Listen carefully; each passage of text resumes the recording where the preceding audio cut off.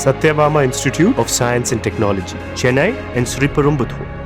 சேலம் கோட்டை அழகிரிநாதர் கோவில் குடமுழுக்கு விழாவை முன்னிட்டு ஆயிரக்கணக்கான பக்தர்கள் குவிந்ததால் கடும் கூட்ட நெரிசல் ஏற்பட்டது. விவரங்களை தர இருக்கிறார் செய்தியாளர் சிலம்பரசன். விவரங்களை வழங்கலாம். வணக்கம். சேலம் கோட்டை அழகிரிநாதர் கோவில் குடமுழுக்கு விழாவில் ஆயிரக்கணக்கான பக்தர்கள் திரண்டதால் கடும் கூட்ட நெரிசல், தள்ளுமுள்ளு. குறிப்பாக சேலம் மாவட்டம் பழைய பேருந்து நிலையம் அருகே உள்ள கோட்டை அழகிரிநாதர் கோவில் குடமுழுக்கானது காலை 9:30 மணிக்கு தொடங்கி 10:30 மணி வரை நடைபெற்று தற்போது வரை பக்தர்கள் சாமி தரிசனம் மேற்கொண்டனர்.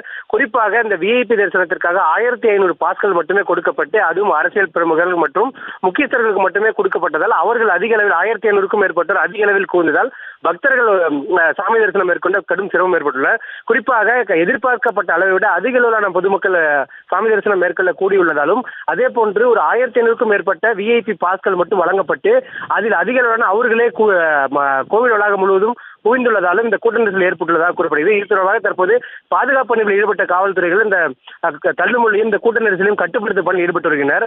இந்த அதிக அளவிலான விஐபி பாஸ் வழங்கியதே இந்த கூட்ட நெரிசலுக்கு காரணம் எனவும் கூறப்பட்டு வருகிறது. விவரங்களுக்கு நன்றி சிலம்பரசன்.